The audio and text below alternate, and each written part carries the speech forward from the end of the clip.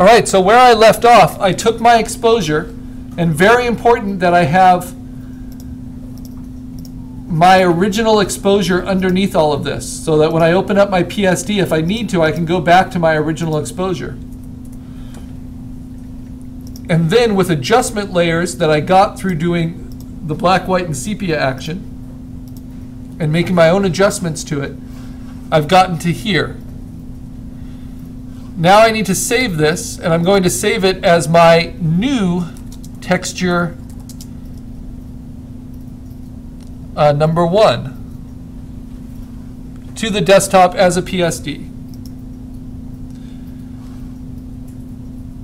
And now what I love is I can open up my other texture with Photoshop.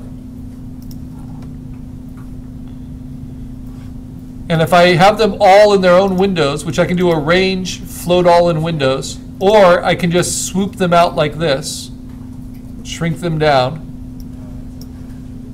What I can do is I can steal, actually I should probably swoop this one down instead, make it a little bit easier for you to see.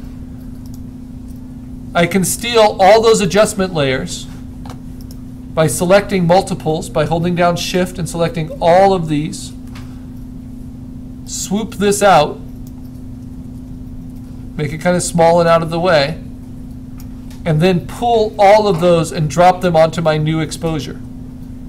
And it will automatically apply all those settings to my new exposure. Now, why that is helpful is that it will match in terms of the color. Exactly, the hue saturation will match. That doesn't mean that that all the same decisions help bring out this image the same as this.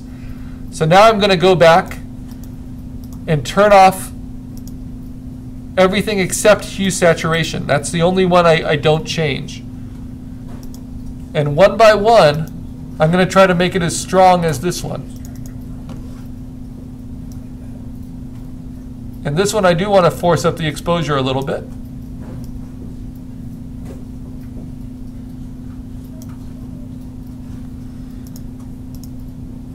The photo filter, let me try a different density.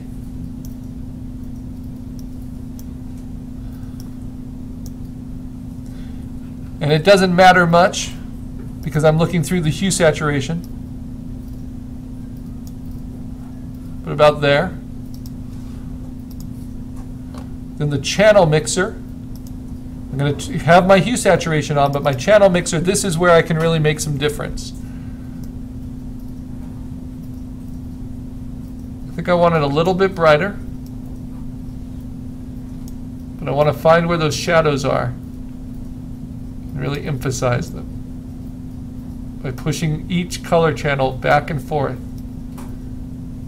until it really brings out that kind of wet, almost like sea life texture that I want from this. It's looking pretty good. Now brightness contrast. Do I think it needs that extra bit of brightness? Yeah, it doesn't hurt. Now levels. And again, I'm trying to make it compete with this one.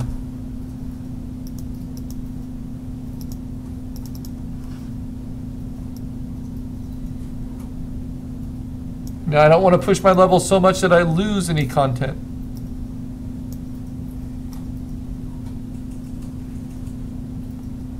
I also don't want it to be too subtle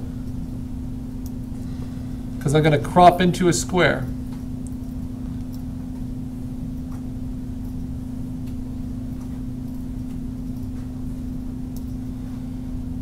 Okay.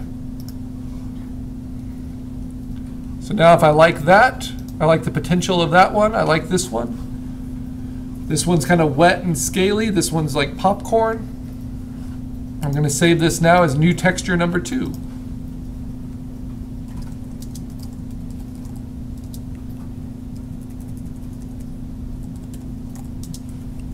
To the desktop as a PSD. And close this one.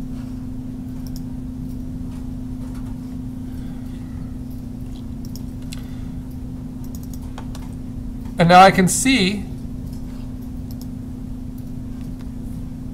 if it works with the one I did before. So if I float all in Windows, let me look at these all together. See if they make 3 distinct textures. They do.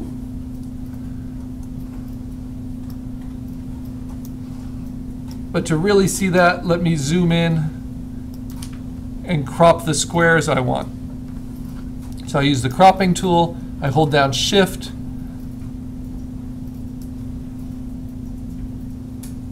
I find a square that really showcases the texture I'm looking for, hit return, and then I go to image size, and I force it to be, resample it to be 3 inches by 3 inches by 350 pixels per inch. That reduces mine by a factor of 10. So I had plenty of resolution there in my new exposures. But this is still plenty high resolution for printing at the size we're going to print.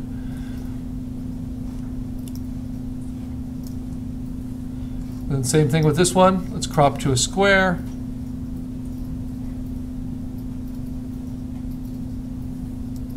Hold down Shift. Really like the gooiness. If I want, I can compose it at a slight angle.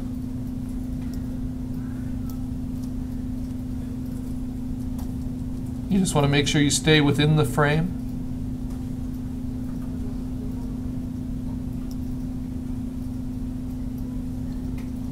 And you can nudge it in different directions.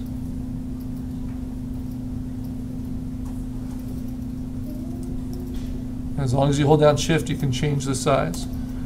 So maybe there. Image size, 3 by 3 inches by 350.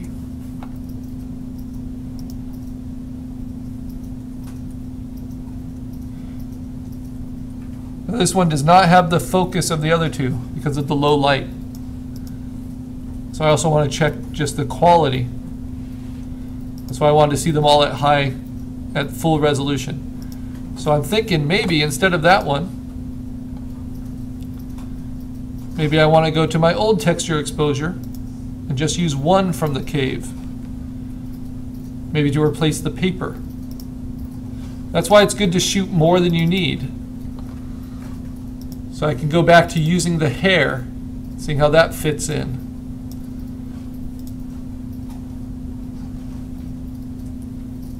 Shrink them all down, just using Command minus, get off the crop tool, so I can start playing with different arrangements of these.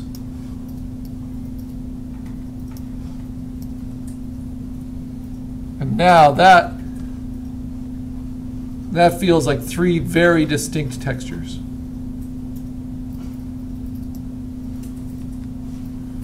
Okay, so then we do it again.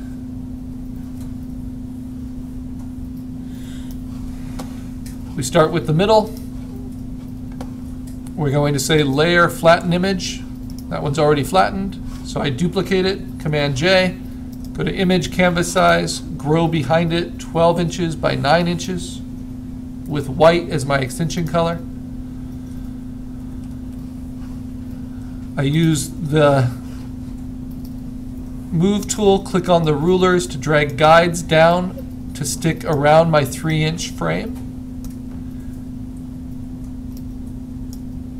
Then I turn on my grid with Command apostrophe or go up to View, Show, Grid, and I'm going to use that to help me measure 1/2 inch out from each side.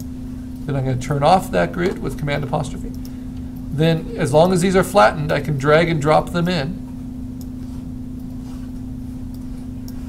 This one needs to be flattened.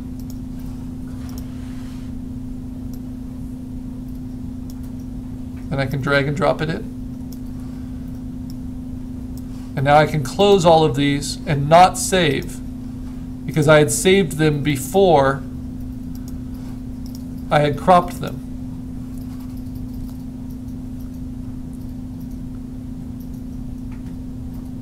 Okay, and everything looks consistent. And now I can just play with the eye movement. You know, the rotation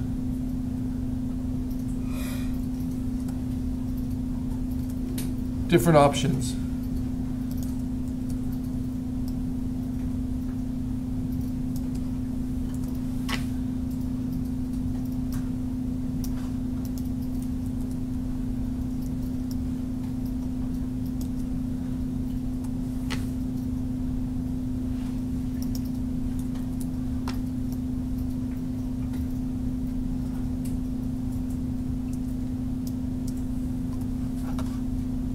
And then if I just want to be really proper about it, I'll replace my background and fill it with just solid white. So now I have a middle frame, turn my guides off, that frame, that frame. How do I like the eye movement?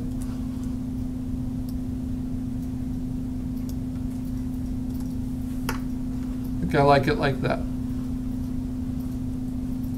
All right, and now I'm going to save it as my assignment with my name as a PSD.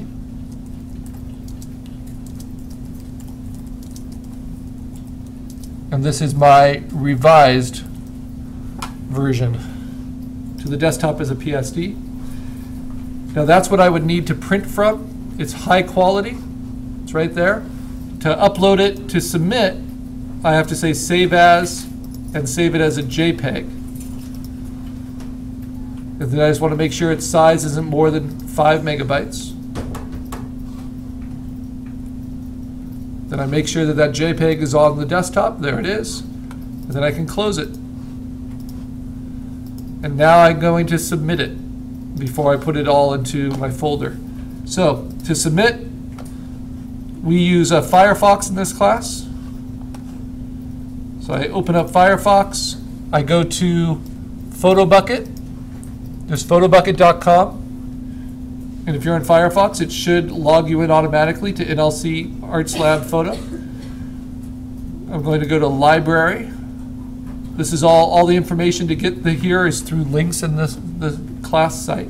Go to Photo Assignments, go to Assignment 2. You can see people have already submitting their assignments. It's wonderful. Click to upload, and I upload my JPEG. And then I'm not quite done. The final step, once I see it here, is to title it with my name. That's how you get credit for your work. It's just like hanging it in the gallery. You have to click and make sure your name appears underneath it.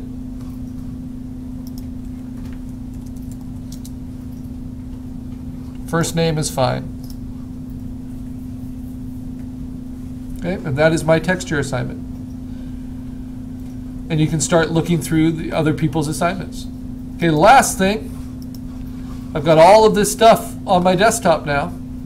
I go back to my documents, I open up my face, my photo, and I organize them into my folder that I've created for my texture assignment. So all of these will go into there. All of these will go into there. And if this is something I like to do, I'll usually mark the PSD, the one that I would go back to. Now I have 2 PSDs for this project. And let's just look at them side by side and see which one, if I chose the right one. Right? So there is this one with the paper, and there's this one with the rocks. And this just seems to be more distinct. But it's subjective. All right. So I organize everything, put it into my document. Don't leave anything on the desktop. Once you're all finished. And that's it.